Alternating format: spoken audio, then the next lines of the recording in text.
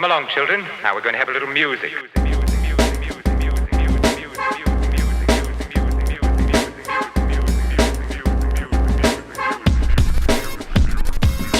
This ain't funny, so don't you dare laugh. With the 4/5 divide you in half. You getting at me equals a club half. You do the math, take you out the equation. This ain't funny, so don't you dare laugh. With the 4/5 Sorry, my bad. The music is muted, but we're live. We're live, y'all. We're live. Yo, we are live. Even though we're not ready, we always ready because this is First Cut Live. As usual, guys, this is your one-stop shop for all the movie news and reviews that you can possibly imagine. But you guys ain't just here for that. You guys are also here for the cast and crew. Starting off first with our 7-footer, our big man down low. She's the one-woman show. She's Shaq with a step back, rap verse with a clap back. Call her the GOAT cause she's like Serena. It's the lovely and talented Miss Sabrina. What's up, girl? That is right. Holy crap. I absolutely missed that. What a way to start the show today. I'm doing good. Happy to be here. What a way indeed. I love it when the music just kicks in. You don't even know. But also here, guys, we have our 5-time MVP, unstoppable scorer, mid-range for days, selling merch on network like Billy Mays. He terrifies the enemy, but still pops the Hennessy. You already know who it be. It's Mr. RB3. What's up, y'all? Hey, man. Let's go, brother. That's great. That's fire. Fire indeed, bro. I see your Vegas. I see your Hennessy with the enemies. How was that, bro? How was your trip, bro? That's where we got to start. We got to start with your weekend. Yeah, it was interesting, man. It was a good time. I mean, we just had a great time. Shout out to my man, Michael Simpson. It was his birthday. That's what we went out there for. Oh, bro. Look at, oh, shoot. It's over. Cruella de Vil is here in the house. In the hit house. R.B. 3 I like a cut G. Oh, Breland. Yo, That's what it. the freak? Oh, Breland. That's it. Kumani. What? Guy, Breland. Kumani. Abrams, yo. Hey, yo, all right. So we didn't even get to like the intro of the show yet. We didn't even get to your Vegas trip. I just said the intro when we in. So for anyone who doesn't know, last week Sabrina was talking about her beautiful good dye young hair did up and done did with her orange color. And we were talking about if we would ever do that, we meaning RB3 and I concluded that ain't no way in hell. And RB3 said he had a price and he named a price. And that price is exactly the price that Breland Abrams just donated. Therefore, you guys are going to vote on what color RB3's hair is gonna be. This is wild, y'all, bro. You turned into Kyle Kuzma, bro. You're gonna be out here like Kyle 3 Kuzma. minutes into the show. Oh man! All right. Well, shout out to Breland, man. I don't know what Breland doing, man. He's spending money like his money bag, yo, out here. We were just out in Vegas. I was just getting ready to talk about Vegas real quick. But man, we dropping dimes. Oh, look like at your voice, bro. like Your Big voice Sean. sounds like you've been like spitting rhymes for like an hour, bro. You sounded like bust out here, bro. It's oh man, it's been really bad. Your voice is gone, through bro. it. Yeah, my Damn. voice been going through it, man. Too much yelling at Big Sean. Big Sean was good. Yeah. Big Yeah. Sean. I told you through DMs that I saw Big Sean when he came out to LA. Yeah. And it was a little hip hop, like a mini hip hop festival. It was him, Chance, and him and Chance brought out Kanye. That's when La Fa Pablo came out, right when it was dropping. So we heard Ultra Light Beam live, and it was the sickest shit ever. But Big Sean's cool, man. He's good live. He's dope. He's fun. He's like a fun little skinny guy. I just sent the link in the chat.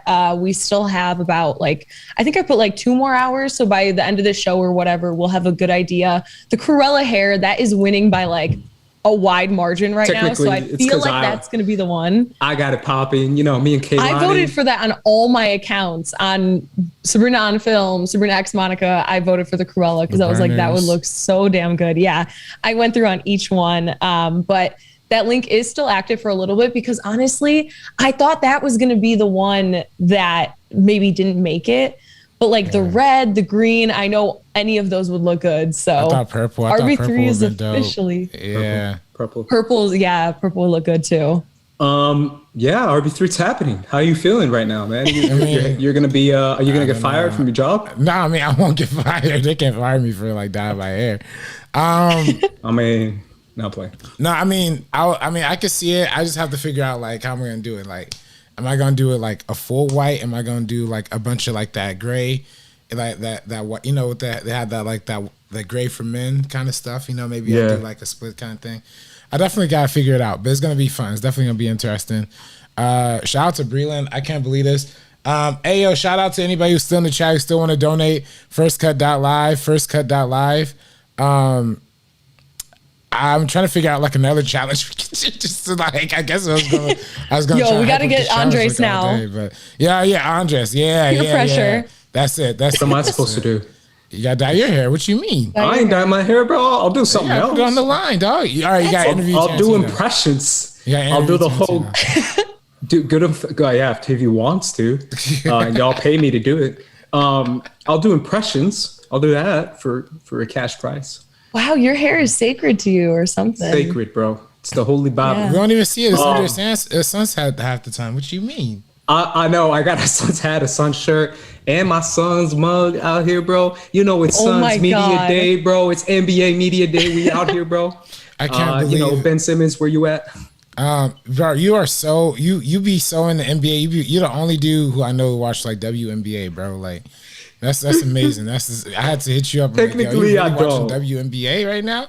I know, bro. God dang, you must me a lot be of shit thirsting for some basketball. Like Jesus. Yeah, you gave me some shit for it. You were like, "How dare you watch women play ball?" Nah, I'm women not should saying be that. in I'm the not saying kitchen. how dare you. I was like, "Damn, RB3, damn." No. I'm just saying, bro. You got to be starving for something if that's your result. Yeah, that's true. To be fair, it's more like the playoffs, WNBA playoffs. The Mercury is doing pretty good. That's the Phoenix team that we have, bro. They got the Mercury like out here like playing in like college gyms and like high school gyms, bro. It's wild. Like Phoenix does not care about their women's teams, and neither do you, RB3. But either way, you told me now play. But either way, guys, we hit our goal. I guess if we hit like, I mean, I could pull out like a Vegeta impression if y'all want. I know that's annoying as F though. Y'all be annoyed as no. quickly. Okay, what can I put? I'm trying to think. I'm trying to think. Maybe there's a way I can expedite the hair thing because I thought I was gonna wait till the end of the month. Apparently, I want it right now. Cade in the chat says if he can record it. I mean, we gotta live stream it, right? I mean, that's the way we really gotta do it. Ooh, that's what we should do. 100%. You can figure that out. We could 100% like do it at my apartment. Like I have whole setups and everything like that. So if we wanted to like live stream it or even just like vlog it and post on the YouTube channel, regardless, whatever way it is, you guys are definitely going to see like the process. Y'all are going to see it happen. Yeah, I'm pretty sure I could get my barber to do it on some like Cloud Chasey, like, yo, do it on my stream, like do it for free. Hey man, really? If your barber knows that you ain't doing it for no girl, bro. As long as you ain't simping. Samuel sit down talk like, hey man. He's like, yo, as long as you ain't simping, bro. Yeah. That's what he's gonna say. Dang, we got 9 people in the chat and this gold is happening right now. Yeah, bro. I was gonna say Cinema Gorilla, Joseph Weeks, Marcus Stardy, Brendan Buckingham, if you're still here. Anybody in the chat, because there's only a few of us, we have family. Hit the like if button. y'all retweet right now this link, let everyone know that we are live. How much for Ace to get a first cut tattoo? That's a good question. That's even. I mean, that's only even be steeper, bro. You're gonna have to. Oh my!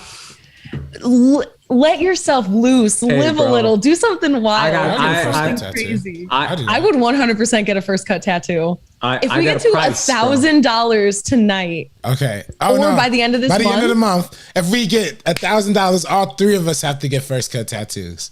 Come on, we are signing up Andres to something he is absolutely not down for. If they could get tattoos on the set of the Suicide Squad or the first Suicide Squad and have that for life, we can get tattoos because that was a train wreck. At least we know we're good. Happy PLD's anniversary, folks. Salute. Thank y'all. Appreciate Thank you, PLD. PLD, the man. That's so kind. Yo, PLD. Thank you. Pino in the chat. Anybody and everybody who's still here, if y'all go ahead and do what I said before and retweet this link. There's 8 of us. I mean, come on, y'all. There's 8 of us here when freaking RB3 is going to turn into Cruella de Vil, bro? Come on, y'all. We know we better than this. If y'all guys go ahead and hit that like and retweet. Just in time for Halloween, baby. I got it. Everyone know. Let everyone know that RB3 is dyeing his hair, and tune in quickly to First Cut Live to see if he's doing it live, even though he's not doing it live. But bait, a little bait, bro. That's what we out here for. A little bit of clickbait, let everyone know. But thank you, PLD. We appreciate that quite a bit. Thank you, PLD. But either way, guys, that is happening eventually at some point. You know what? I actually wouldn't be against a first cut tattoo. I wouldn't be against it, even though it's a little much. Yeah, it's a little weird. I would rather have like I love Sabrina and RB3 tattoo than a first cut tattoo, just because of branding wise. I just feel like it's weird. Yeah, no. We'll find like something that it doesn't have to be like first cut. Like it'll be something that's like a crew tattoo. Or I already have a lightsaber. Or like I don't know. Even like a little tiny like film strip, since that's like our logo on a ton of stuff. You know what I mean? That is cool. I don't know. There's a few things. There's a few options that we could do because like that's on our like logo. Like there's a lot. Yeah, there's definitely a lot that we could explore. We're not. I mean, if you're worried about branding, bro, trust me, we are never losing this logo. Like never. That's a good point. We pay so much money to who's homeboy, Pete, JP from the Philippines. Yeah, I paid him too much money for this logo, man. He got us. But it's all good. It's all good. Speaking of got us, speaking of logos, I'm gonna hit you guys something up off camera with some hot takes. I'm not gonna say it on camera. Okay. Oh my. Because it's our 4-year anniversary. We got 9 people watching. I can't just be spilling this on camera. All right, what if you 20 people watching? What happens then? Then I might tease it. I mean, if for anyone who knows, it's kind of obvious right now. But for anyone who doesn't, try to pull Professor X and read my mind. Sabrina, how was your weekend? I'm sure you had a busy weekend. Yeah, it was really, really good. I was at the Schmodown Cantina tapings. I went to Mark and Christian's comedy show last night with a great lineup of people. That was a lot of fun. I've been able to catch up on some shows. I started Midnight Mass. You guys know I'm a huge Mike Flanagan fan. I was about to bring that up. Of course, yeah, 100%. I'm only 2 episodes deep so far because it's been a busy time. But I'm definitely going to watch the 3rd one tonight. Hopefully another one. I still have to catch up on Scenes from a Marriage as well. I know the new episode of that one dropped, the Jessica Chastain, Oscar Isaac, based off of like Bergman show. Yeah. Really, really incredible so far. Honestly, I've been blown away because you guys know I'm not a television person. So the fact that I'm actually keeping up with like Scenes from a Marriage, Ted Lasso, Midnight Mass. I'm trying to take Midnight Mass in doses. I'm actually not binging it because I'm really, really enjoying it so far. So I want to like actually be able to live and breathe through every single episode. So that's like my biggest thing right now. That's what I got going on. RB3, I obviously want to hear a little bit more about your Vegas trip as well.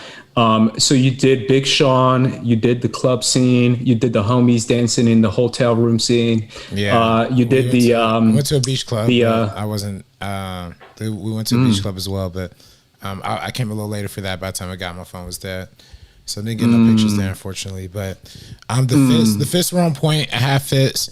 I had like a bunch of new fits, but I forgot how hot Vegas was, so I only got off like 3 of them, and then the second day fit got ruined almost immediately.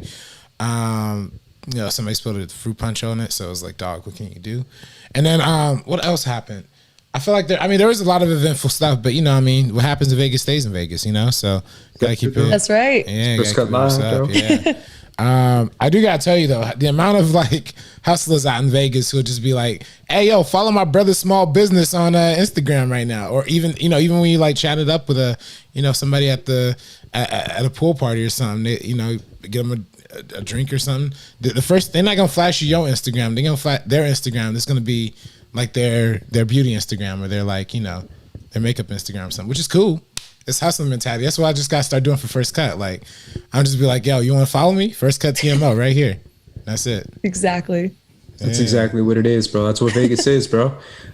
Vegas is crazy, man.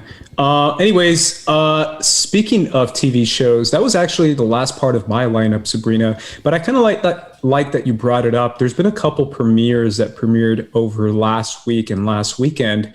Midnight Mass was one of them. I wrote it in the notes. I wrote Foundation on Apple. A couple people started watching that as well. What else? Visions. I did my review for Visions. It's up on Geeks of Color. It's on Rotten Tomatoes, y'all. I'm a tomato. It's on this channel. It's on this channel. I did a review on this channel. People are popping off on Visions. I'm basically like Mr. Visions Twitter now, for anyone who doesn't follow me. So if you follow my Twitter, it's just basically a fan account. And then I wrote down Midnight Mass as well. I wrote down if anyone is still watching What If. Is anyone still watching What If? Of course. Are you RB3? Yeah, of course. Yeah. Oh, you see that Thor episode? Nice. Oh yeah, it was absolute trash. But you know, that's what I mean. Ooh. Like I don't know. I'm not going to talk crap about What If. I mean, It's a good bit. people. Okay, so this is. I mean, people act like What If is like the most like trash show they've ever done. I don't think so. I think there's only been like 2 really bad episodes, and then like one that like is on the cuff for a lot of people. And I feel like the other ones are like really like marginally like decent. So I don't know. I feel like at this point we gotta see. I like that it seems like it's gonna like build to something. Like this week's episode is gonna be like, what if Ultron got like the Infinity Stones or something like that? So listen, I get hyped for some good canon. Apparently it's all canon, bro. So if you got to keep up with canon, you got to realize, Strange Supreme might end up making an appearance somewhere, Canon ain't canon though. Captain Carter could pop up in a movie. You never know. That's like that multiverse stuff isn't really canon though. Like it's canon, but it's not. It's canon. It's like if everything is canon, then nothing is canon. Nah. If you think about it, I don't know how that works. I heard some speculation that they're gonna bring in all the Netflix shows into the MCU. That's what I've been hearing. I heard Kingpin. All of them, Iron Fist too. Well, I don't know about Iron Fist, but I heard Kingpin's supposed to be in Hawkeye. That's what people were Jessica speculating Henwick, Iron Fist. Yeah, I heard about that too. Actually, New Rockstars. Is that where you heard it? No, I heard it from another place actually. Who's the homie, man? I be reading the Geeks. New Rockstars. He's the homie. No. That guy has everything. No, there's Comics Explained. Comics Explained. Shout out to Comics Explained. Rob from Comics Explained. I want to call him Rob, but I'm Rob. But Rob from Comics Explained, he always gives like some great theories. And he has pop culture explained as well. So let's see if we talk about the TV shows. So you said you're watching Midnight Mass, Sabrina. That's the other Mike Flanagan show. I'm excited to see that as well. It has Matt Saracen. Remember Matt Saracen from Friday Night Lights? He's in it. Oh yeah, okay, because I know his like real name. Yeah, I actually saw that he was on Friday Night Lights. Taylor's daughter. Y'all never saw Friday Night Lights. No, I did not. Yeah, how is it so far? But I know that's what's his. It's really good so far. Sorry. There was a lot of rising stars in Friday Night Lights. It's really good so far. I'm enjoying it. Since I only am on episode 2, this is when it's like just starting to get like dove into, like it's getting real sus, but it's like the perfect Mike Flanagan thing where he like builds up this like atmosphere and tension and everything like that. And he has those like jump scares that are kind of like cheap, but utilized very well. Like, like he did this with Haunting of Hill House with like Nell, a few of those jump scares, the one in the car, different things like that. So it's not necessarily scary yet, but it actually just started. The way this past episode just ended, I feel like it's about to get kicked into high gear, but everything else is really good. These characters are getting built up in just like a really, really good fashion. And like the pacing is really good. So yeah, I'm excited to get into the next one. I heard I'm like a few episodes away from like the best episode of television this year. Oh, wow. Apparently that's what everybody's saying. I don't know anything yet about the show. I've been staying off of social media, took off all those keywords because, there's the people that binge it in a day and then they're already putting out like spoilers and stuff like that. So staying away from all of that. But Kate Siegel, Mike Flanagan's wife, I love her. She's fantastic. She's in like every single project that he does. And I think for good reason. She's just like blowing me away right now. She's definitely amazing. She always pops up in everything that he does. RB3, are you watching anything new or differently or over the week? I know you were doing your thing, but anything new? I don't know. Is there any like new TV shows worth watching? I just named like 5 shows. Nah, let me pull up the document again. I don't think so. Scenes from a Marriage is really good, guys. If you guys liked the original like miniseries or like the film, Bergman's film. This is fantastic. I do think I think there's only like 2 episodes out. The third one just came out, so I'm going to watch that one tonight. But Jessica Chastain and Oscar Isaac, the chemistry is through the roof. It is like palpable and honestly painful to watch. It's really, really good. I would recommend that for anyone who liked Marriage Story or loves that type of story about like romances falling apart, but like only if you're okay with getting like really affected, because it's pretty dark sometimes. Yeah, that's definitely a thought to consider, because I don't know if I need that right now. Exactly. But I'll definitely eventually check it out for sure. Y'all know what I'm on. I'm on that show from Hulu called Why the Last Man. That show's so good. I brought it up last week when y'all guys ignored me. It's all good. But it's actually a really good show, guys. And it's a new episode that aired last night. It's a really interestingly well-paced, well-thought-out show that I really appreciate. I started watching Foundation as well. Foundation is the new Apple show that looks like it costs like $200 billion. It's one of the most expensive sci-fi shows I think I've seen just visually. Oh, wow. It just looks mad expensive, and I just think that's remarkable, but that's what Apple does because they just spend money.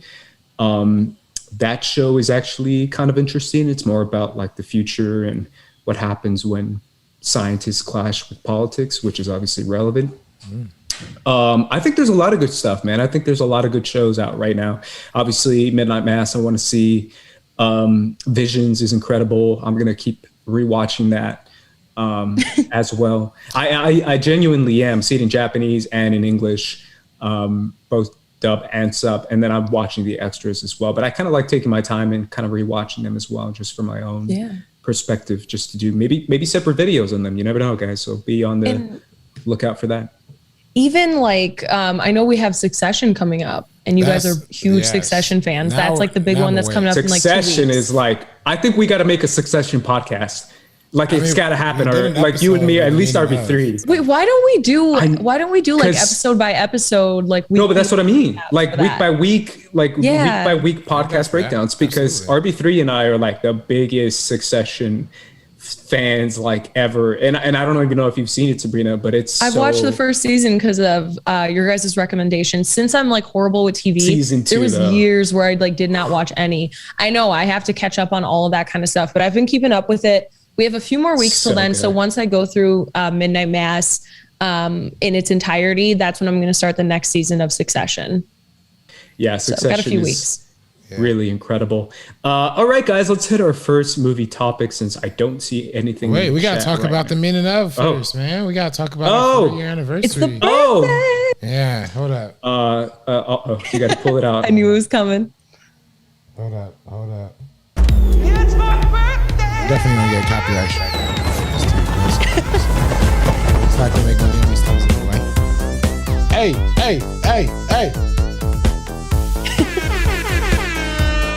St. Vegas, man. This ain't Vegas.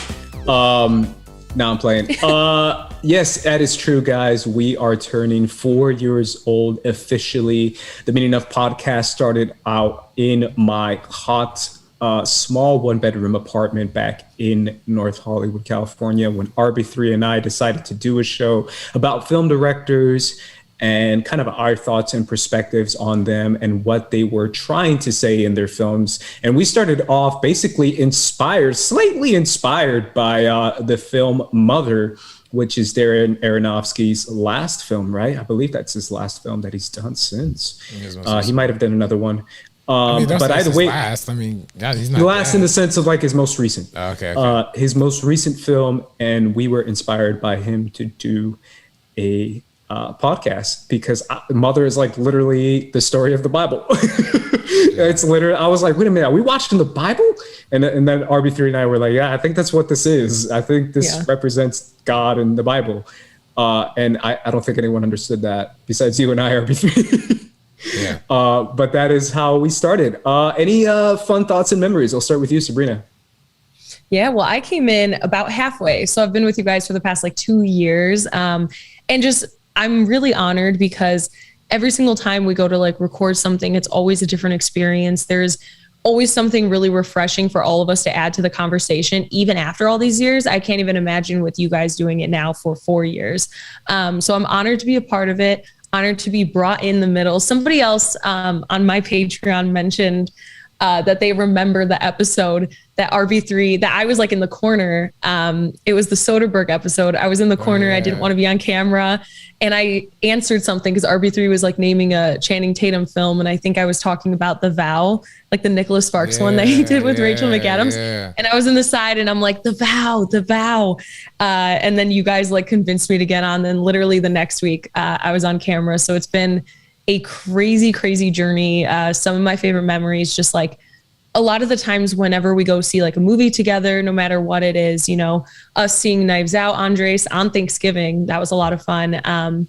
Or like RB3, us going to the Dr. Sleep premiere. Speaking of Mike Flanagan, like all these crazy memories that have happened so far. And even throughout the pandemic, and us having to like kind of change our whole thing from like being in studio to virtually and not being able to like see each other and really bounce off of each other the way we did in person.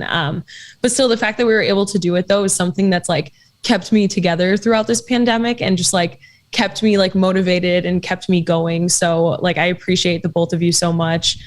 Too many memories, so many things, and much more to come. Yeah. Oh, definitely. And I remember when you first joined, Sabrina, like there was the Soderbergh episode was like, I think the 100th or 101st, something like that, something weird, like literally like right at the 100 mark. And then man, we had so many other ones. I remember you saying like the first one you listened to was like our Noah Baumbach episode, right? Like yeah, that one was incredible. Of course, my favorite out of three of us. Well, I remember also we did the Sam Mendes, like that was the first time Sabrina and I did like just the two of us on The Meaning of Two. So that was a really fun one. Yeah. I go back and I definitely want to go back and apologize for certain episodes for sure. Definitely want to give an apology to the Michael Mann episode. The people who tuned in to watch a Michael Mann breakdown, we did not provide that. Neither of us. I'm sorry. People still bring up that episode. I think Christian watched it and was like, no, I think somebody was like, yo, what do you guys, you weren't even talking about anything in that episode. I'm like, yeah, you're right. Apologies to M. Night Shyamalan episode, because I definitely spent 30 or 45 minutes just ranting about James Gunn for no reason in the beginning. Do you have an apology list for all the episodes? I'm just, there's certain ones that I go back and forth on. Because I would have a lot to apologize for, but I forgot. Oh, man, nah, these are memories, bro. These are memories. I definitely want to, I definitely don't want to apologize for the Avengers Infinity War 1, but I definitely want to say that's fun. You know, a lot of people still bring that one up. Ben Goddard said that was one of the first ones he listened to. Yeah, you were pretty negative. My bad. Sorry, not COVID. Yo, not COVID, Vegas. Not COVID. That Delta. Nah.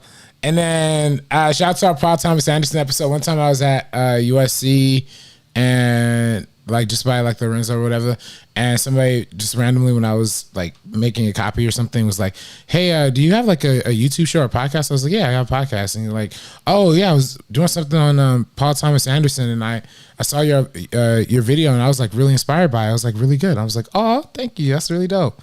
So definitely shout out to that. That's awesome. Yeah. And then shout out to when we used to do like 2-part episodes in your like terrible hot apartment too. Not terrible apartment. But terribly hot apartment. Terribly hot. It's not terrible. So like we did the Spielberg back to back, and both of these episodes are 2 hours long, and that's after us cutting them down. So we spent that was a Christmas episode. This is a Christmas episodes, yeah. So we spent about 6 hours the whole day recording at about 100-something degrees. It was dope. It was a good time. So. Christmas. Yeah. That was definitely wild times, man. Obviously we have so many great memories, and honestly guys, I am so happy to do it with the best, the crew. I always tell, you know, my family members or my friends about you guys, and I always describe you guys as like the Shaq and Kobe, and I'm lucky enough to be the point guard to just pass you the ball and just see you guys score and dunk and, you know, grind and back it in and, you know, dunk the ball. And that's why I call you Shaq and Kobe, bro. And obviously Sabrina Shaq. Of course I am. Because I'm very tall. Because she's 7 like foot Shaq. 2, 350 pounds. Just back that butt in and just dunk the ball. That's all Shaq did. Literally, just move them hips and move people out of the way. But honestly, you guys are incredible, and I appreciate you guys quite a bit. So Yeah. I said. I was gonna say 173 episodes, yo. That's 173. Wow.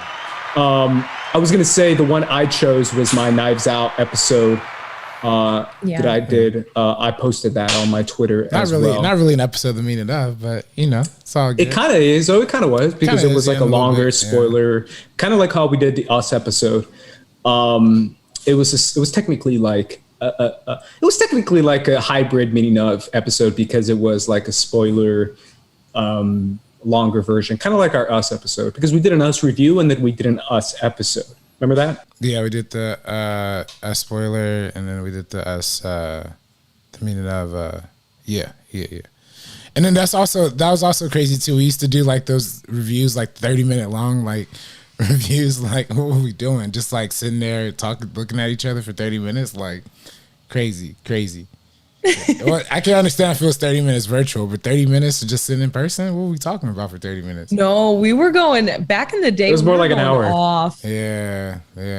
Like that's the thing. I like even but like I obviously you guys were doing that stuff before me, but like when I like came on and we did like Portrait of a Lady on Fire or all these other different ones, like we were just going back and forth. Knives Out was a big one. That was one because like all three of us had seen it, so all three of us were taking part of that one. I love that episode. I really do feel like it perfectly embodies like our excitement for the movie because we all liked it in different ways, and we all loved it in different ways technically. So I think that one kind of embodies our love of film and the way we describe, you know, how we felt watching it and what we feel it could do for films going forward. So obviously I have the best crew here. And speaking of movie news, now we can move on to the movie news that we have this week. Starting off with the biggest news that kind of broke Twitter, film Twitter at least, over the weekend. Film Twitter, video game Twitter, Nintendo Twitter. Shout out to Mr. Nintendo Man himself coming straight out of Japan to announce that our new Mario movie is coming out, and we have a Mario, ladies and gentlemen. And the man who is playing Super Mario is Mr. Chris Pratt.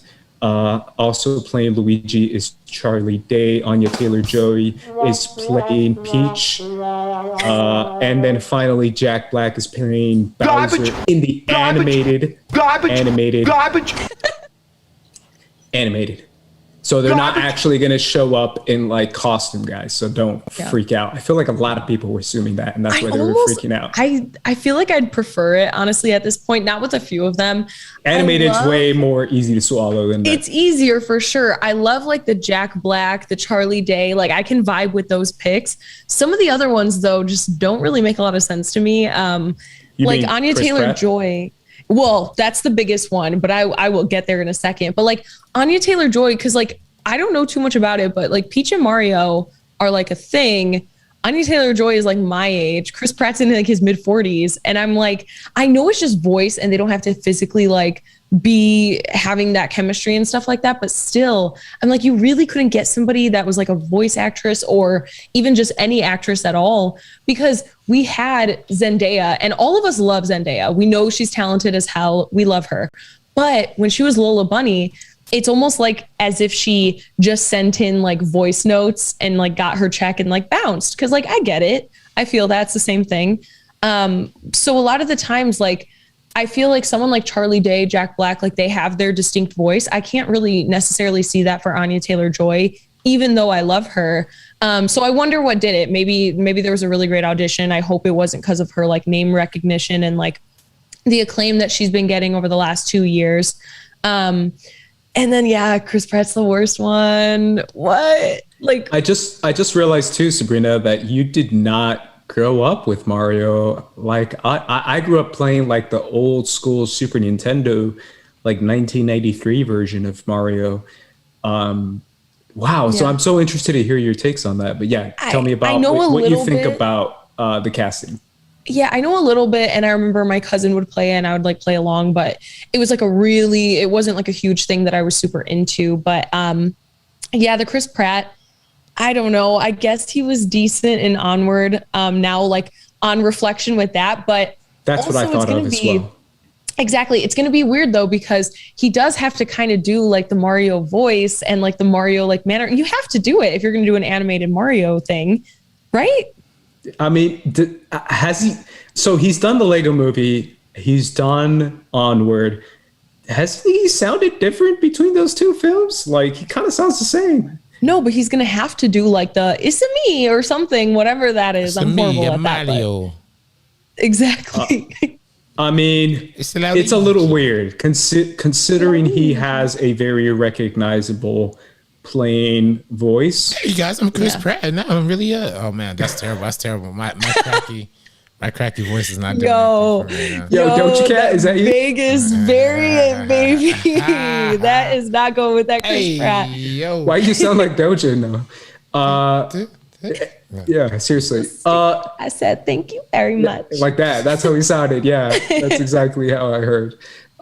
It's definitely going to be a little bit odd, and obviously I'm more interested to hear your take, Sabrina. But I want to toss it to RB3, even though we have a troll in the chat.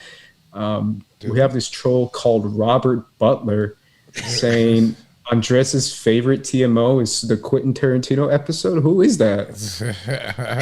Who said that? I don't know, man. This might be one of my burners. I don't know. I think he knows you better than you know yourself. Your burner is yourself while you're in the episode. I don't know, man. This is some like Inception level stuff, bro. Either way, RB3, what are your takes on Chris Pratt as Mario? My takes on Chris Pratt as Mario. Honestly, I don't care, man. I don't care. I'm not gonna watch this Mario movie anyway. Who's gonna care about this to begin with? I like Mario, and this appears a lot of kids. My nieces and nephews play the crap out of every Mario game. Listen, I like Super Smash Brothers. If they make a Super Smash Brothers movie, that'd be different. If they make like something decent, like an actual thing, but I don't get this. I don't know. This ain't appealing to me. I ain't got no business in this. What kind of story they gonna make out of this? Like they have Seth Rogen play Donkey Kong. They're gonna have Pete Davidson playing freaking Sonic or something. I mean, they already got Sonic. I mean, and Jim Carrey playing Sonic. I didn't see Sonic. Let me put it like that. I don't see Sonic. I don't care about Sonic. Didn't see Detective Pikachu. Don't care about that. I don't give a fart. There's kids movies, kids stuff. It just all jerks off in my brain to the same useless place that none of this ever exists. So sorry to keep it real with y'all, but this is an adult channel. This is First Cut. We're not gonna handhold you and call it like we're some freaking collider. Oh, we pretend like we like everything. No, I'm pretending I'm gonna like this. It's gonna be trash, garbage. And well, like I'm realizing Phil Lord and Chris Miller is like involved, and maybe it might be good. You know what I'm realizing? I'm realizing y'all are not my generation. And my generation is like all about it, bro. My generation is like counting down the days to Super Mario Land at Universal. I grew up like Mario was like a religion in my household.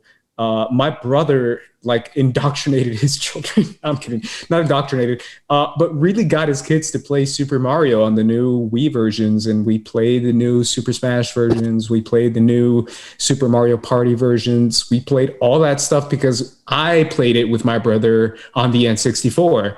And I played Mario 64 on my N64. Y'all didn't grow up with an N64. At least I don't think you all did. I think I did. Did you know? I think I did. That was like 1995, bro. Right? That's like the but 95 cartridge. I don't think you were even existing. Hey, also I grew up poor, so we didn't get like the new ones. Like we had the old ones. Same. You know what I mean? So, but I do feel like this is a millennial / kids thing. It's that weird gap where it's like kids who are like 5, 6, 7, 8, 9, and then like 30 and over. That's the audience for this kind of movie, RB3. But I'm with you. I'm definitely not going to handhold you to see any kind of dumb movie that I don't really care for. Venom is definitely something that, I'm not going to be checking out. In Venom's defense, it's an hour and 30 minutes long. Yeah. I am now 100% going to go see it. Maybe this is too. Yeah. But that's the thing with like the first Venom is like over 2 hours long. This one's an hour and a half. I'm like, okay, wait, this is not a lot of my life that is going to be spent watching this movie. So if it is bad, at least I know it was only an hour and a half. I have AMC A-list. I'm not going to lose out any money on it. So that's the only reason why I'm going to see it this weekend.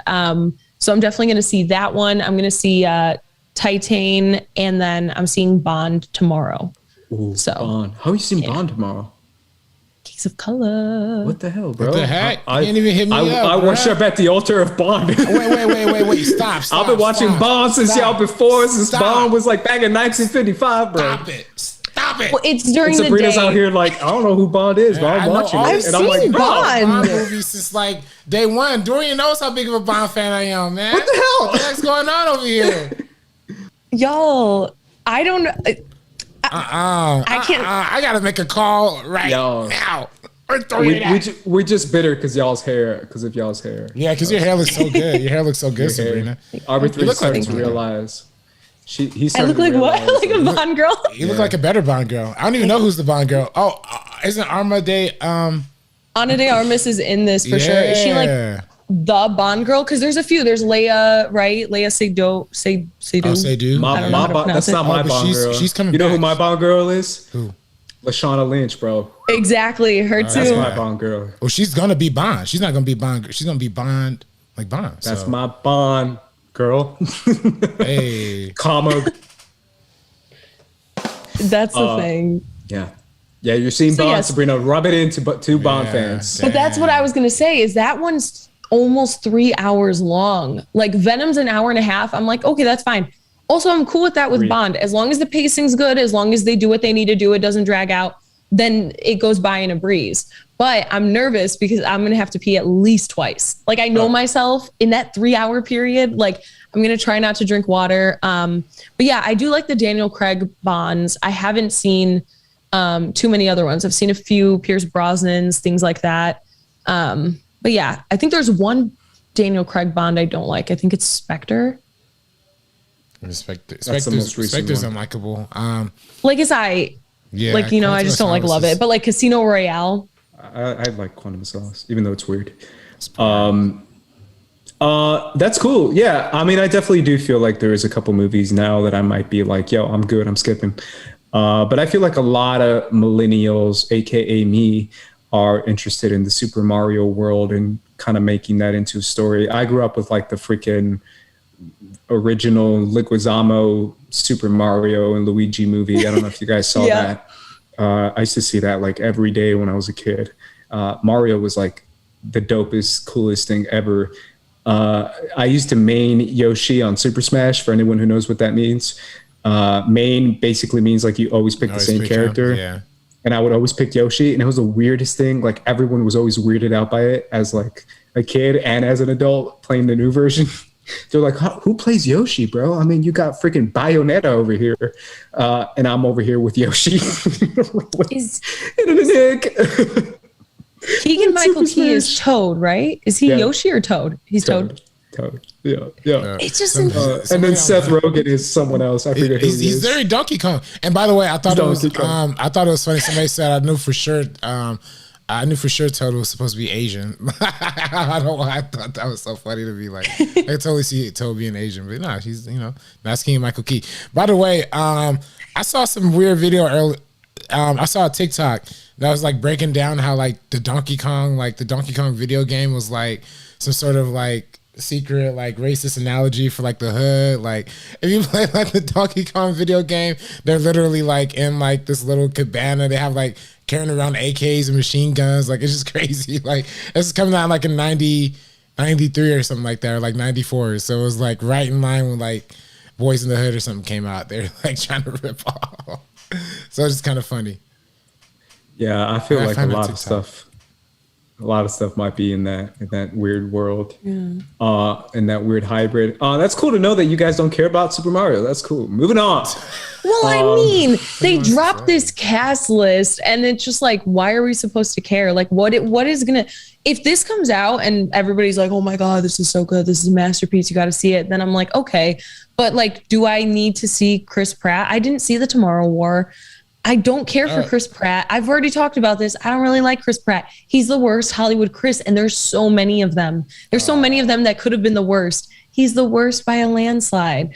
I love Pine. I love Evans, like Hemsworth. You know. I don't like Pine. I like him as an actor. You don't like Pine? No, I like him as an actor, but Okay. I don't know. His personality. Does he have a personality? Yeah, he actually is always in my neighborhood. I see him all the time. Oh, for I don't know real? if he does. Is he just a quiet dude, or is he? He just like walks around. He's drinking his coffee. He's dressed all cute. He wears like Converse and like. Cute. Interesting. Brandon. No, like he has good style. He has good street style. He has like high top Converse and different things like that.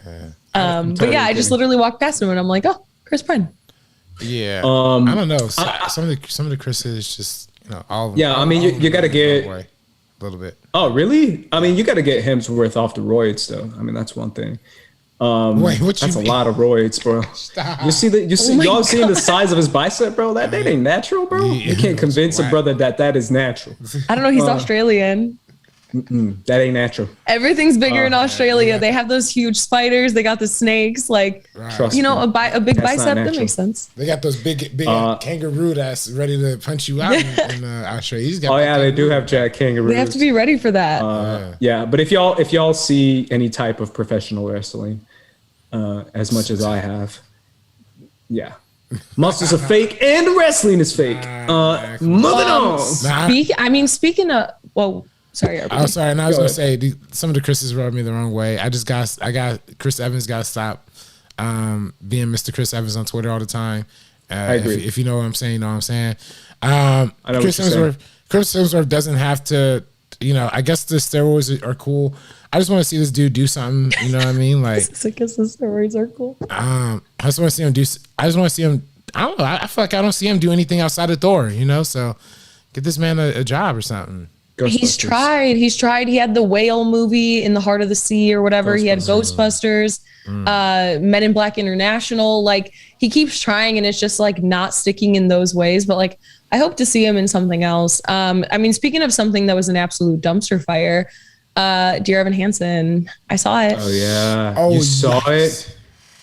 I saw it. Yo, I had a tweet that I tweeted out 2 days ago that I kept thinking about.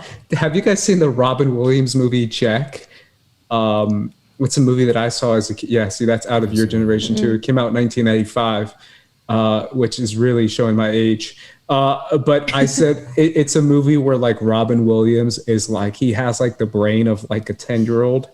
But he's like the body of like a 40-year-old, I think is what it is. Or so he's like in school or something. Like, yeah, and he's like in school with like little kids, and it's just Robin Williams with like a bunch of 10-year-olds. And I kept thinking of Dear Evan Hansen because he looks like homie looks like he's 40, bro. I'm sorry, like I'm older than that guy, and I look younger than that guy. This is the thing, as somebody now, because the trailers don't even do it justice as to how old he looks. Like in the actual movie, I was shocked. I was like, okay, I've already seen it. I'm aware of this. I know it. I'm seeing this thing.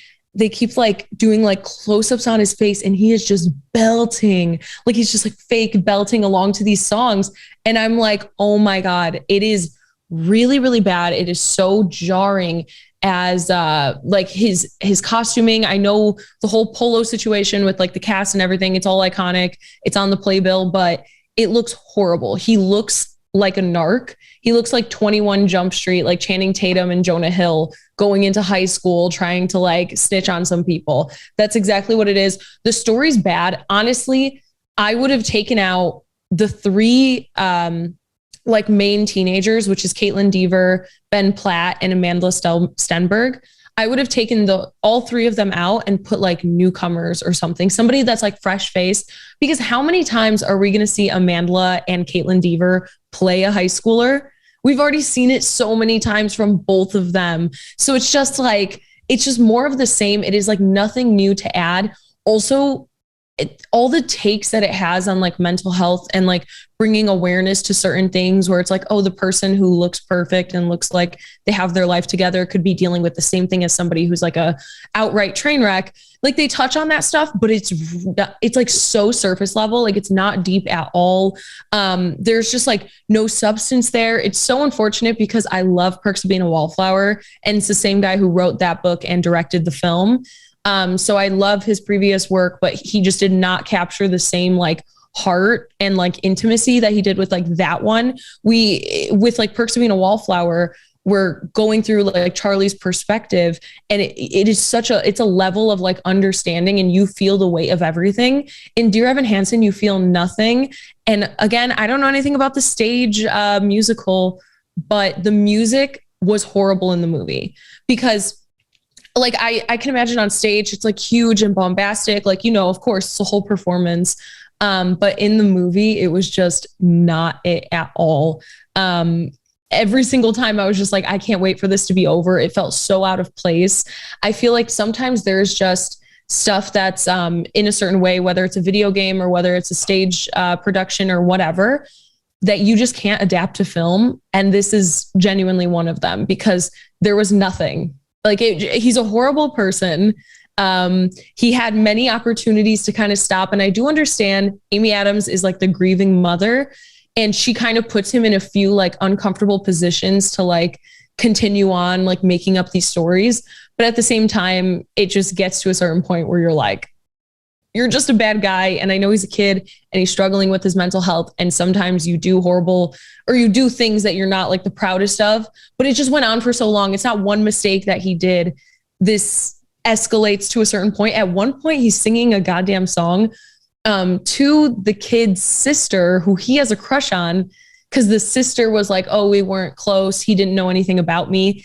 And he's singing all of these things about how much he likes her, but pretending it's from the voice of her brother. Like, your brother noticed this about you and this. It's just so weird and bad. It's just... currently 33% on Rotten Tomatoes. Yeah. RB3, are you going to be checking out this movie? Garbage. Absolutely not. I don't think I will be. I probably might. I mean, just for the giggles. I didn't see Cats. I wish I would have seen Cats. Cats is good. This is bad. Oh wow, it's worse than Cats. Really? Cats is fun. Like, it's fun to make fun of. I did a watch along of it. I think it was one of the first watch alongs I ever did. And it was actually a good time to like hang out with the chat and like just go through all that stuff together. But like, this was just honestly painful and uncomfortable and so awkward, but not a good awkward. You know, when there's some like movies that you're watching, like Edge of 17, and they're in awkward teenage situations, but it's supposed to be like that. Mm-hmm. This is just like, the entire thing is so uncomfortable. And yeah, God, poor Ben Platt. This is nothing against you. You're talented, but if they made this movie like 7 years ago, you could play this. I know he was on stage last time doing it like 4 or 5 years ago, but that's also on stage. You're further away. You don't have up close shots of him having like a super sunken face, because they made him lose weight for the role. So it just does not work. It makes you look even older. Anyways, yeah. Yeah, it's weird how audiences, well, I don't know how audiences responded, but I know critics for sure did not like this movie. It didn't look good. I'm not sure what people expected based off the trailer. It looked kind of corny and cheesy, and I thought that's what they were going for. But when I found out it was like a super serious musical that a lot of people were crying after or some crap, and I was like, oh, really? Or I didn't know. I thought it was like a jokey, like goofy, like Book of Mormon type of musical. But I thought it was based off of like a gay story, and that it was like a Book of Mormon type of like funny thing. And I'm like, hell yeah, this is awesome.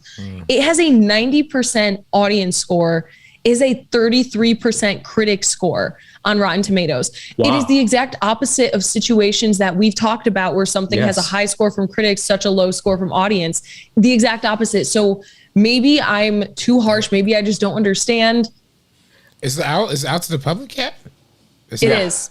It's been out since like Friday. I have some thoughts on that, but I think I'll toss it to you first, RB3. You said you're going to watch it for the giggles for the quality. I watch it for the giggles. I don't support the nepotistic floppiness that's happening here.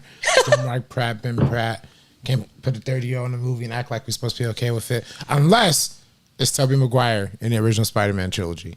But other than that, and Andrew Garfield too. He was in his 30s. And Tom Welling in Smallville. was 30. Well, I mean, hey, that's CWTV. They still doing that. That's true. Yeah. He started it.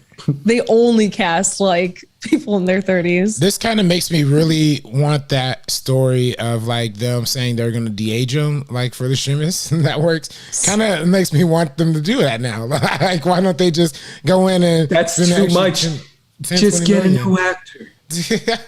I'm not even kidding. Since they were already this deep, I feel like I know the director, like Steven Chbosky, he was saying that if it wasn't Ben Platt, it was going to be nobody.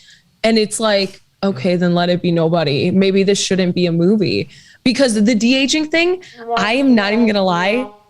You might as well just throw a few more like millions of dollars or whatever it is at this thing and make it work. Because it flopped for sure. I think it only got like 7.5 million. Shang-Chi is like number one at the box office for the 4th week in a row now, because it has no competition. Great movie anyways, but like it has no competition because Dear Evan Hansen is coming in stumbling at that box office. Whew.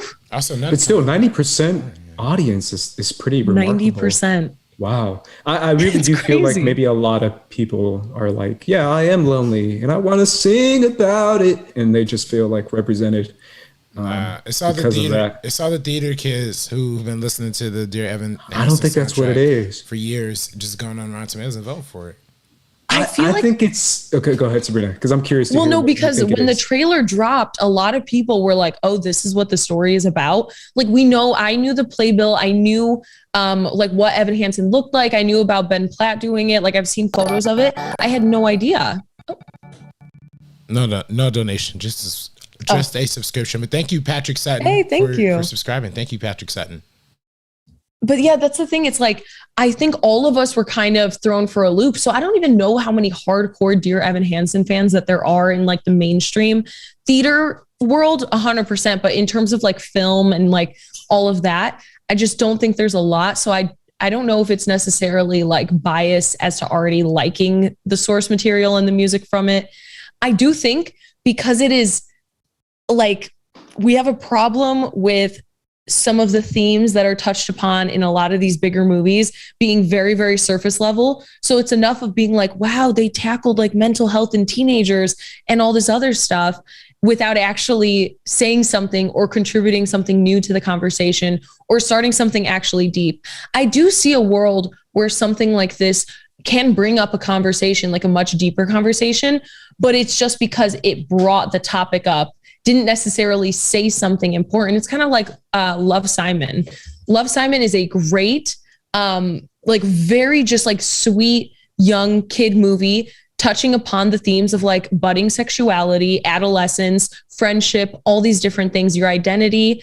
And it leads into a deeper conversation, and they have the deep conversations in the film. This one, they don't have any of the conversations. When everybody finds out that he did what he did, there's nothing. It's like a tiniest little slap on the wrist and nothing happens. It's no conversation of like hurt people, continue to hurt people, and like, you know, latching onto anything to give you that sense of like purpose and like joy as if you're helping people. Yeah, that's the thing. But it's surface level enough where sometimes I think general audiences are just surprised that this thing is being tackled in the first place. Yeah, 13 reasons why. Exactly. He should not be the main guy in this movie. 13 reasons why Ben Platt should not be the lead in the movie. I really don't know why there is a need necessarily to cast the original actors, especially when it comes to Broadway shows. When there is so much talent and they claim that it has to be this actor because that's the actor that made me cry and that's the actor that blah, blah, blah, and he's the one who originated it and all this other kind of BS, if I'm being honest, when there is so much talent available. Or they're producing the show and they want to be the face of the show, they want to be on the posters, when in reality there's like 20, 30, 40, 50 other actors who can do just as good job, if not better, who are younger and who look the part and who are better for the part. And a lot of people are going to be like, that's cap, that's not true. And I'm like, it probably is. You guys just don't give it a shot because you claim that there's only one interpretation. So, well, it's like if Lin-Manuel did Usnavi, like in The Heights, that wouldn't make any sense because he is much older. He did an amazing job on stage, according to everybody who saw it. I did not, but like Anthony perfectly came into that role. I know there's other people that have taken on the role of Evan Hansen after Ben Platt. I believe Jordan Fisher is one of them. That's somebody who's a huge talent, who's actually around the same age as Ben Platt, but looks a lot younger. Even like our friend Alex Marzonia loves the music from Dear Evan Hansen. He's around the same age as Ben Platt, but he could fit the mold so much better. It's not even necessarily a number thing. It's just that Ben Platt genuinely just looks way too old. Because sometimes you can get away, like Alexa Demi in Euphoria. She's like 32 or 33 years old, and she's acting amongst, like at the time of the first season, she's acting amongst like people who are like 22, 23, 24. And she doesn't stand out against them because they all mesh together very well. Some of the people in this movie look the right age. And then we have Ben Platt. And even like Caitlin Dever and like Amandla could kind of fit.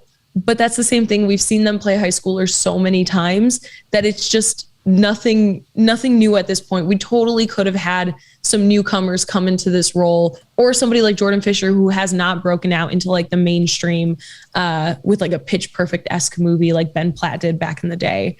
It was just a complete like misfire, I feel like is the best word to describe it. You have to change things. You have to like adapt it successfully and alter certain elements to make it work on the screen. And they just didn't do that. The music wasn't good because the scenes weren't good. There was no weight to everything. We knew he was just going to keep getting away with everything he was doing. So the stakes weren't even there of just like, are they going to catch him? And that's not fun either, because this is a very serious, a serious thing. And it's pretty messed up, honestly. Yeah, I feel like it might be a hybrid of certain things. But before we also step away, guys, or close out the 4-year anniversary of TMO, I really do want to get to the Netflix showcase that happened over the weekend. I'm sure that you guys probably missed this because it was kind of weird. And it had a really weird name. It was called Tudum. Yeah. Which is, by the way, they got to get away from that. The origins of that are very not. Really?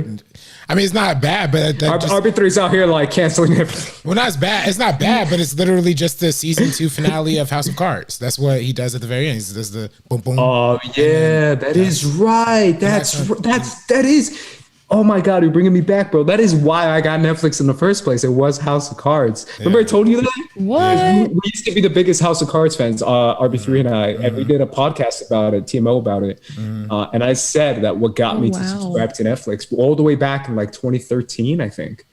Was that 2013? Yeah. Holy crap. Was House of Cards like the first Netflix original show? Yeah. Wow. I think I didn't know that. They technically had like some foreign show, but that was like their first like big like American like huge show, for sure. And I think the year after was Sense8.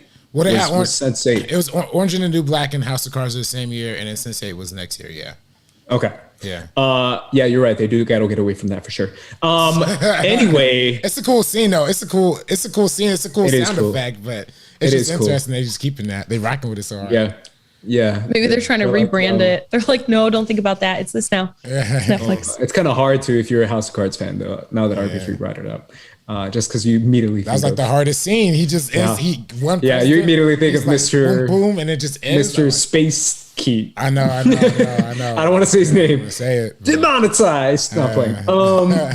Either way, guys, let's talk about this Netflix presentation. A lot of TV shows, mainly TV shows. We got a little teaser of Don't Look Up, and pretty much everything else was TV shows. A couple docs.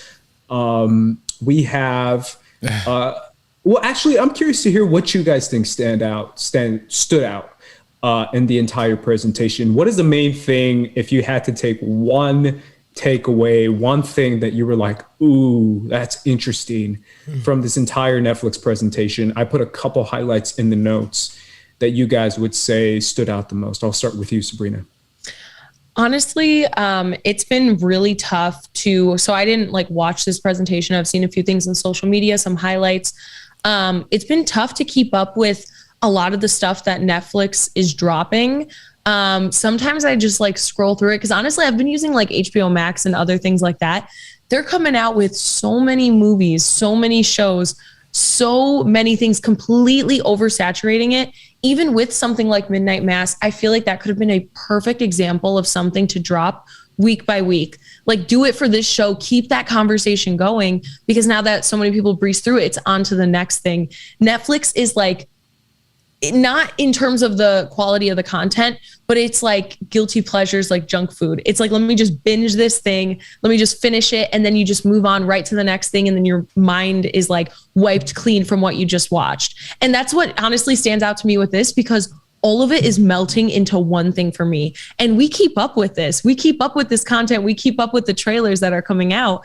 And it's so hard for me to like differentiate and understand like, oh, this is coming out this week. This is coming out this week. It's all mixing together for me. And that's honestly like bad. As somebody who spends their days talking about this kind of stuff, the fact that I can't even remember what's what, who's in which thing, what episode is what. Yeah, I'm so with you. I'm kind of over the binge model, and RB3 he's about to throw out a hammer down because I know he's all about it. But I really do feel like the binge model is kind of outdated. I was mad. I actually messaged a few people during my Visions review run up. I was actually really upset, like genuinely upset about the release of Star Wars Visions, because I really do feel like, I don't know, I just hated that they just decided to just make it all at one time when they were putting out trash-ish, not full-blown trash, but trash-ish kind of content like What If, and being like, yeah, what if every week, get ready for the new episode. And I was like, y'all are promoting the crap out of like What If, like it's like some great stuff, and prepping it and making mini trailers for it and making freaking hashtags for it. But y'all can't do this for like the art and wonder and beauty of like Visions. Monsters University. Like, to me, I'm sorry, yeah, or Monsters University. But I just felt like week to week, they're promoting the crap out of What If and giving us all this crazy cool teaser trailers. And for Visions, they're just like, yeah, Visions, it's just all anime bull crap. And I'm like, really? That's just like one teaser trailer and then just like posting the whole thing and just binge it whenever you can. And it's like week to week would have been beautiful. We would have had different movies, different shorts to talk about every week. Every week, either Star Wars podcast or content creators could have been talking about it. They could have been like, yo, this week we had this creator do this. This week we had, like, talking about episodes every week is fun. I'm doing it to myself with Why the Last Man. I'm counting down every week to every episode to see what 355 does and what happens in the next week episode. It's fun to count down every week. And I feel like Netflix has kind of lost its steam. And Sabrina, to kind of go off your point, they actually do week to week for a couple shows, right? Exactly. But they should have done it for Midnight Mass. That would have been a perfect one because it keeps that suspense going. Every episode ends on a really good note, and going straight into the next one, just, you don't have time to sit and breathe with it. That's why I'm trying to pace myself and not have to deal with that, because I have been doing like Ted Lasso, Scenes from a Marriage, and other stuff week to week, which I'm not necessarily used to. It's a pretty new thing to me besides like Barry and Euphoria. I'm typically a binger, but for some things, I do think it's almost necessary because it's just going to go by in such a breeze. And imagine like Midnight Mass coming out throughout September and October. That's like perfect for Halloween time. It gets that conversation going. You have something to watch. Everybody's saying around Halloween. Exactly. And that's exactly what like I feel like would have been the best like model for it. So some of this stuff I like am scrolling through and I see Nailed It, which I actually really like. Sometimes when I just like want to chill and like turn my brain off, like that cooking, baking show, but they have like so many seasons of it. It's like 8 seasons. And then they also have different editions for all different countries. There's like so many different Nailed It's. But that's just like the tip of the iceberg on what's available on Netflix. There's so much stuff that you can't even go through and really see. There could be a gem in there, but you can't even get to it because there's all this other stuff. And it just gets like way too oversaturated. So that's what I'm worried about. A lot of this stuff that they're putting out, like the Gal Gadot stuff, even like Don't Look Up, I'll probably be excited for it when it comes out, but nothing I've seen of it so far has gotten me excited. So hopefully they do show some of these movies in theaters the way that we have seen it before. We've seen like Marriage Story, Irishman, all that kind of stuff. I'd love to have experiences like that because when I click on Netflix, it takes me so long to find something. I've been avoiding it.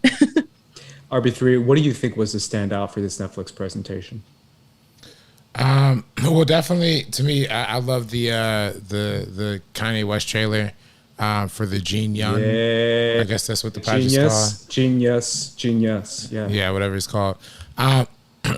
It's interesting. It looks like it's gonna be a 3-part doc. They paid $30 million for it. Hell yeah. I wish somebody would buy the rights to the Jesus King film. He put that in IMAX theaters, and we never saw it again. Like, dog, I wasn't gonna go IMAX and see it, but where are we gonna see it? Come on, Netflix. Yeah, I mean, in terms of everything else, I like the No Way Up, the Don't Look Up clip that they put out. I just wonder if, like, I pray to God that it doesn't have that music under it during the actual like film itself. It could be satirical and like over the top, is for however much. Did you like it? Yeah, I like over the top. But it was. I mean, the music made it bad. But that's just obviously music. Like, to me, I could see that as a filmmaker, like, oh, they just do some music on it because they thought the clip itself would be boring, like, which I don't know. I don't think the clip would have been boring, but I guess Netflix marketing people thought that. I also like the Cowboy Bebop. Okay, but here's also my thing too. Like, we always have this argument, but I mean, y'all are hating on the binging thing. To me, I grew up on like the week to week TV, and to me, that's boring. Like, to me, that's the most like insufferable thing because you have no control over how you're going to consume your own media. I like the fact that Netflix gives you the control over if you want to watch it all right now, give it to me right now. But it makes it eventized though. It makes it eventized. There's a specific date when you have to watch out. I like going to movies and experiencing a movie once and not having to worry about experiencing it again unless I want to experience it in totality. Every episode I don't have to experience something 28 weeks back to back to back to back to end up not liking it by the end of the season and end up hating it. Like, nah, I'd rather just binge it all at once and give. Yeah, but that's network TV, man. Not if it's like 8 episodes or 6. And that's what the rest of TV is turning into. At this point, all the TV is turning into network TV. Everybody's putting the same amount of effort into the shows, except like 8 episodes. Yeah, exactly. 8 episodes that they're just network is like 23. It's 8 episodes that they're throwing away for nothing. Yes, exactly. 8 episodes of trash. We're getting 8 episodes of Ryan Murphy's dog crap whenever he puts out a show. We're getting 8 episodes of all these other filmmakers, whatever, when they put out miniseries or shows. I'm just saying, any of these streaming shows. If we're being real about what any of these streaming shows are, they're trash that didn't make it to the movies. They're trash that didn't make it to the movies and didn't make it on HBO, so they made it on the streaming networks, and that's what they are. So I'm going to take it as, hey, give it to me streaming, because you know what? I would hate to stream that show. I don't know if y'all saw that Paul Rudd show. Let me see. It was like 8 episodes. Yeah, but I feel like you're generalizing when it comes to the kind of content you're consuming. I mean, but y'all generalizing it too. Like that Paul Rudd? Oh, y'all act like everything's a Marvel show or a Star Wars show. It's not. It's just not. I'm talking about like, why not Midnight Mass? When They See Us? Yeah, Midnight Mass. Exactly. Oh, bro. When They See Us, perfect. Didn't they give you that binging? Didn't they give you that all at once?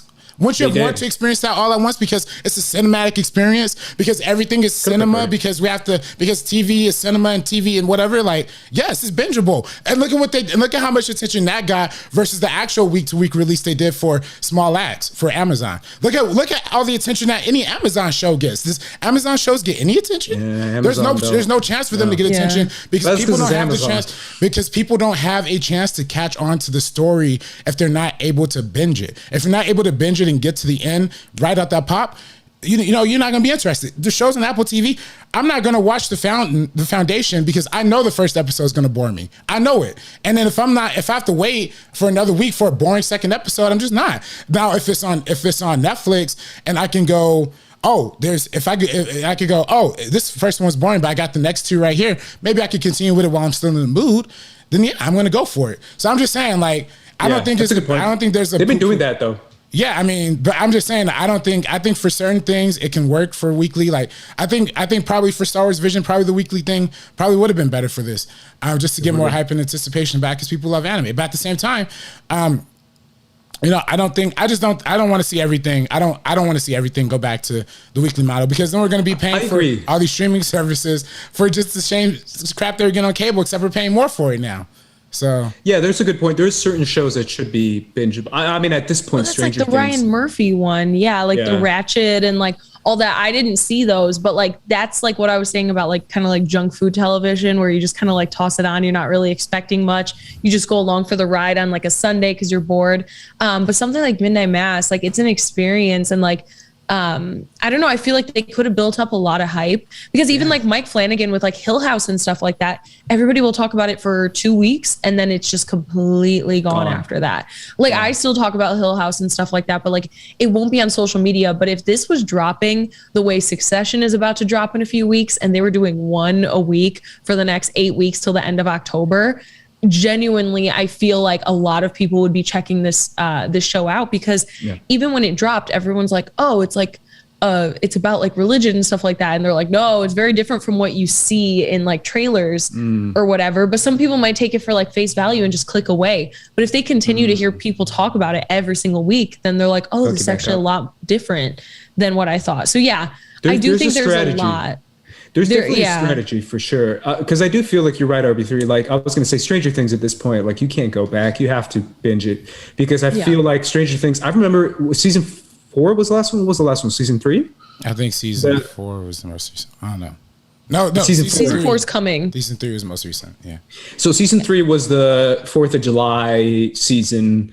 And I remember that came out during that summer, I believe. And I remember that RB3, I don't know if you remember, because we did an episode about it, I believe, was just like, yo, hey, what episode are you on? On 3? Okay, cool. Hey, what episode are you on? You on 5? Oh, cool. Awesome. Hey, you finished it? Oh, bro, wasn't it amazing? Like it's fun to kind of see where you're at, what episode you're at. It doesn't really matter. You just kind of, if you have a friend who saw the first one, if you have a friend who saw the third one, it's cool to do that in a bingey way, because you know you have that 4 or 5 day weekend to kind of binge it. But I do feel like there's other shows that kind of benefit from a week to week basis. And I can tell you, as a maestro, as a maester of Game of Thrones, as someone who was on Casterly Talk with Ken and Lon, who are like freaking fantasy masters and who like know everything about Game of Thrones, I know Game of Thrones very well. One of the things that made Game of Thrones is the week to week, bar none.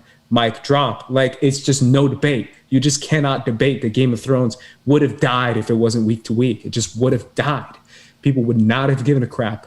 It's just way too many characters, way too many things to digest, and they had the time to do it. They had the podcast, the YouTube channels, the content, the side content, the extra videos, the little behind the scenes bullshit. Like, that stuff made week to week. And that's why when people see it, they say, man, week to week can still work for certain shows. But you're right, RB3. I do think that watching the first episode and you're like, I kind of want to see the second one, but the second one's not available until next week.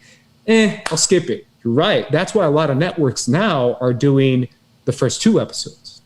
Yeah, the first 3 episodes. Yeah. Why the Last Man was the first 2 episodes. The Foundation, RB3, to counter your point, they dropped the first 2 episodes at the same time, because they said they exactly were thinking of you. They're thinking of RB3. They were like, they're going to get bored after the first one. They're going to be like, I just kind of want to see the second one and see where it goes to make up my mind. And that's exactly what happened to me, because I was watching The Foundation during the first one. And the first one is cool. Like, I was like, this is all right. It's cool. It's really visually stunning. But the second one, I was like, second one's the shit. Like, this is dope. I like this. I'm definitely sticking around to see it when it premieres on Fridays every week on Apple, whatever bullshit TV. So now I'm hooked. Yeah. So there's a system to it. There's a way to do it. It can't just be, here's 20 episodes or here's 10 episodes, just binge it whenever, like they used to do with the freaking Marvel Netflix shows, bro. Those were my favorite things ever. But you and I even agreed that I was like, bro, come on, 13 episodes. Like, I'm not going to binge Jessica like Jones in episodes. one night. Yeah. Literally, when it dropped, I stayed up all night and binged the entire first season. Yeah, but I feel like that was an event too. But to me, I feel like that's why I get a little bit mad about like the week to week. What you're saying is because I know it's they want to cloud it with some sort of odds for creativity, odds for art stuff for and building anticipation. No, it's because they want to keep you on the streaming service for as long as they can drag you out for as long as you're gonna be there. You know what I mean? Like so that to me is like all right, you're gonna shut me for something that Netflix. Well, yeah, Netflix is not doing that. That's why I'm on Team Netflix. That's why I'm on Team Bingeable. Keep me binging. Keep everything bingeable. Yeah, but then you have so many other shows to watch. You don't even know where to start when you have 11 hours to get through. Like Sabrina just said, it really is daunting as hell when they're like, yo, you got to see this anime. Yo, you got to see this show. And I'm like, bro, I got like 5 shows lined up and they're all like 20 hours each. I mean, this is the first time I've ever had multiple shows that I'm watching at once. This is the first time ever. And that's because 2 of them are week to week. So I'm able to like binge one of them and then keep going back to this one. Yeah. I don't know. I don't get that. Yes, it makes it possible. You can wait till because I get to spread it out. But you could do it week to week if you wanted to. Just do it week to week if you wanted to. Like yeah, but then everybody's talking about it, because and then you're like, and then you're behind on another show. Yeah. Like but once Boba Fett comes out, I'm gonna watch Boba Fett over like The Witcher. But I'm eventually going to see The Witcher, I don't know, 3 years from now. I still haven't seen The Witcher. But then what's wrong with Boba Fett still being bingeable? Like, no, but what I'm saying is like, if I'm going to pick a show, I'm going to pick the show that's coming out that's new. I'm never going to pick the show that I'm behind on. I'm never going to go back and it's like, oh, bro, I'm behind on so many animes, but I'm picking like Jujutsu Kaisen Season 2 or Demon Slayer Season 2 over like any other anime that like, bro, you've never seen this anime? And I'm like, nah, bro. I don't have 100 hours. I'm going to watch freaking Demon Slayer Season 2 or this anime. So you're confessing that the corporate overlords got you programmed. That's what you're saying. No, I'm saying that week to week allows time to breathe versus the binging model makes me not want to watch the damn show when it's too many hours. I'm saying I'd rather choose to not watch certain shows because there's so many episodes there that if I'm going to pick and choose, I'm going to rank the shows and I'm going to pick the ones that I want to watch the most, and I'll skip the ones that some people say is incredible and amazing, simply because of the binging model. That's just how it is. But what if the episode that comes out that is like unwatchable gets like you're almost off of What If because it's coming out week to week? Like what if I'm still watching whatever. Yeah, but I mean, I just don't think it's that great. But what if a non whatever like Marvel fan checks it out, watches it week to week, and falls off at like episode 5 and never comes back. But then episode 8, 9, and 10 end up being like the most amazing pieces of art like of all time. Then if they're on social media, maybe they'll hear that and then they'll want to go visit that episode because everybody's going to be talking about each episode individually week to week, rather than just being like, oh, the first part of the season is really good, then it falls off or like whatever, which then also kind of makes them maybe not want to check it out. But if you wake up and you go on Twitter and everybody's like episode 7 of What If or whatever you guys are on is fantastic, it's a must watch, you got to see it, then maybe I checked out one episode because everybody was talking about it. I checked out the Doctor Strange one. Yeah. And only because I heard everybody saying it was really good. I haven't been able to catch up on the rest of them, just literally way too much stuff. But because everybody was hyping that one up for so long, I finally did check it out. Yeah. Para que veas. Yeah, it's just a matter of taste, bro. It really is. Yeah. But I do feel like there is a possibility that it could be week to week for certain shows, for sure. But there's definitely a couple shows that obviously just won a bunch of Emmys that were binge model shows from Netflix. The Crown, The Queen's Gambit. Those, shout out to The Crown. But either way, I do feel like Netflix makes a lot of good stuff, makes some interesting stuff, and then a lot of stuff that isn't that great. I saw a couple episodes of The Circle. Have you guys seen that? I haven't. By your tone, I can see that you have not. A couple things that came out as well was a Sandman teaser. I told you guys a couple weeks ago that I'm excited for that. For anyone who doesn't know, it's Neil Gaiman's The Sandman. I also saw the Colin Kaepernick show / documentary. It's like this weird thing that they're creating that's like a mini story of like Colin Kaepernick / documentary. And then there's also, you mentioned the Kanye Genius, and then the Cowboy Bebop Stranger Things. That was dope. I like Cowboy Bebop, the opening. Yeah, credits. Most people did for sure. And then the Army of Thieves. I'll watch Army of Thieves. Why not? I already gave my money to Zack Snyder when it comes to the other shit he's done. Is it animated? Is it animated? No, it's live action. Oh, it's the German homie. Who's like cracking. Yeah, is it a movie or a show? I think it's a show. It's like a 5-episode show. Oh, okay. Is Snyder directing this? I don't think so. I don't think he is. But he's still producing it. Him and Deborah are producing it. So I'll probably check that out. I like that German guy. He was cool. Yeah, he was cool. Yeah, I'm not gonna lie. When Snyder's like not directing the sequel to one of his things, I get a little nervous. Like the 300 sequel, I don't know. Wasn't it for me? Yeah. Yeah, Ava Green though. What else was there? I think that was kind of it. One last thing I have for you guys, basically talking about Kanye from The Genius. I have to give a shout out to this YouTuber I found. I don't know if you guys have heard of this guy. His name is FD Signifier. FD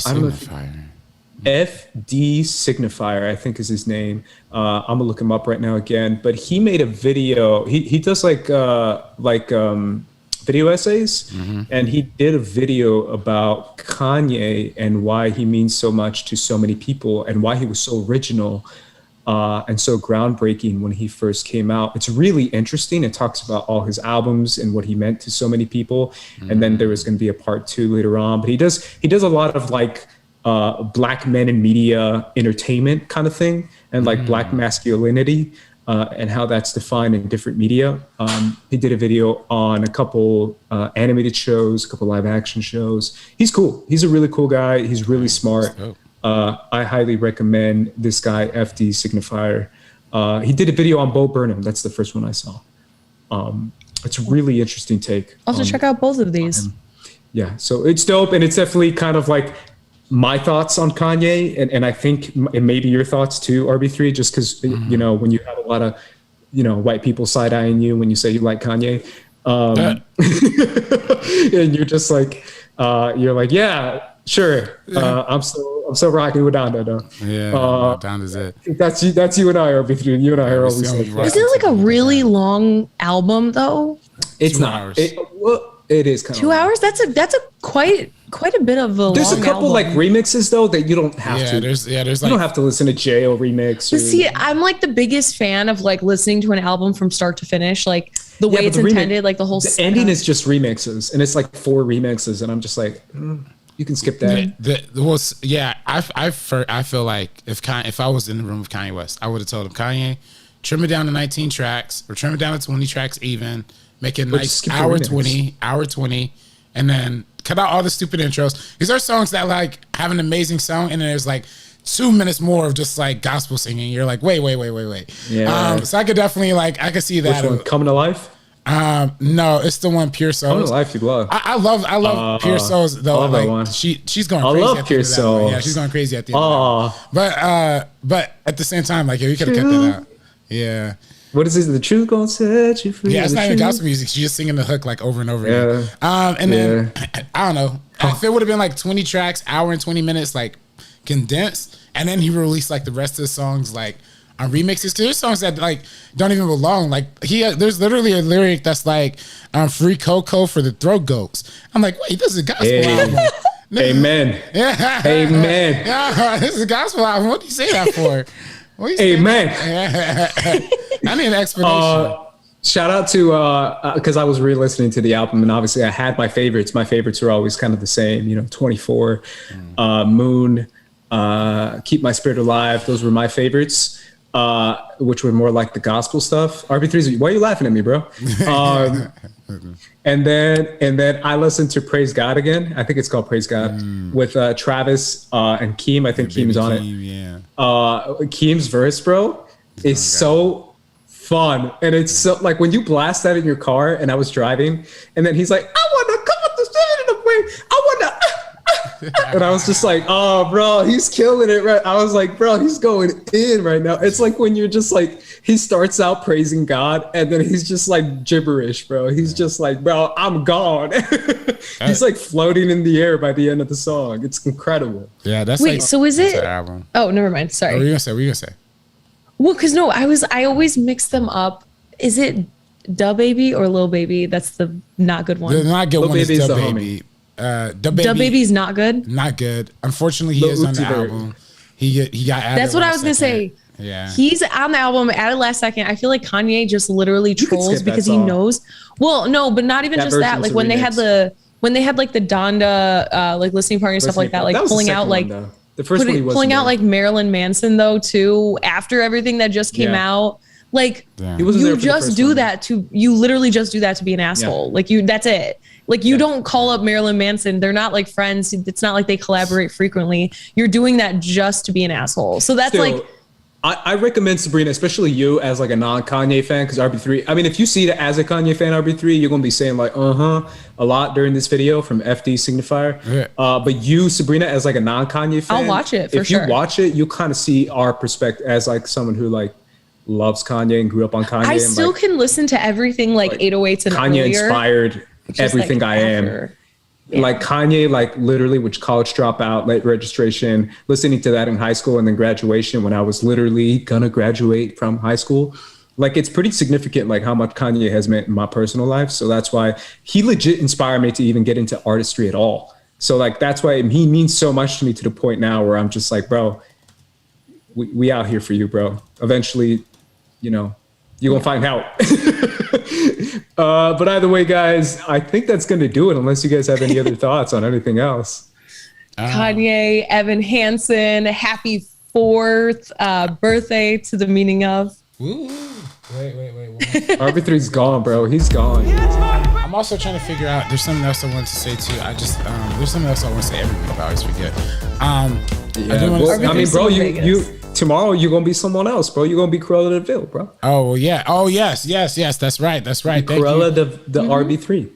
Thank you for helping us hit this goal, the 300 goal. Since it came in on YouTube chat, we'll have to figure out a way to like see that, you know, YouTube be taxing. But what about white, bro? What about white? Have you thought of white? Like just pure all white? All white? Yeah. Nah, not all white. Why not? It would look so good, bleached. Good. Oh man. And then like toned to like get that like silvery white. Yeah. I think that would look so like good. Gojo? Even if you only do like the top and you leave the sides alone and you just do the top and bleach that, like that would look good too.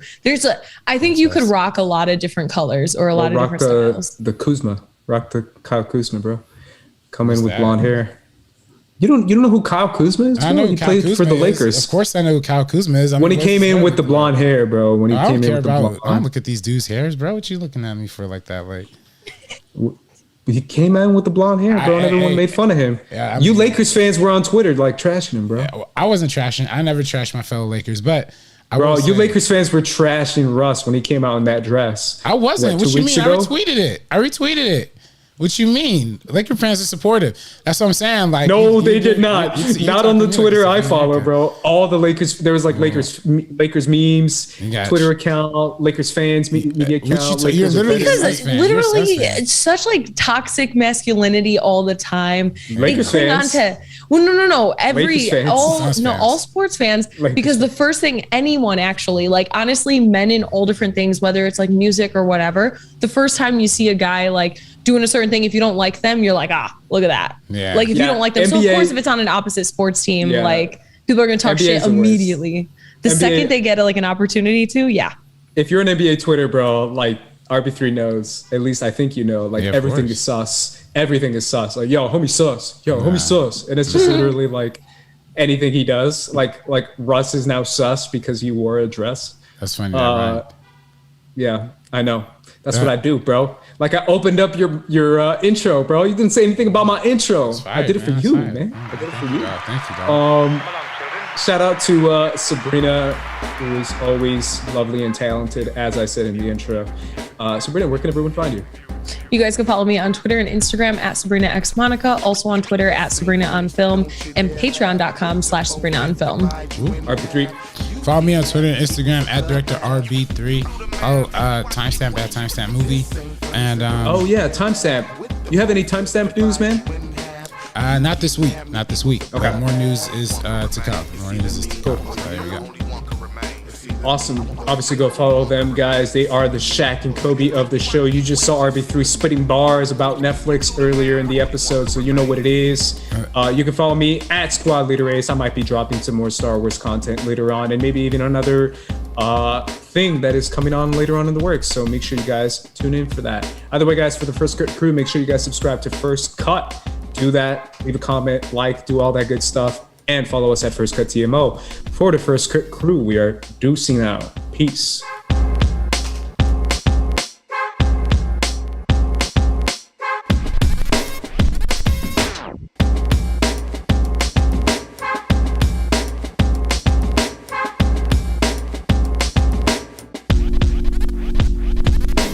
This ain't funny, so don't you dare laugh. With the 4/5 divide you in half. You getting at me equals a bloodbath. You do the math, take you out the equation. This ain't funny, so don't you dare laugh. With the 4/5 divide you in half. You getting at me equals a bloodbath. It's Britney, bitch.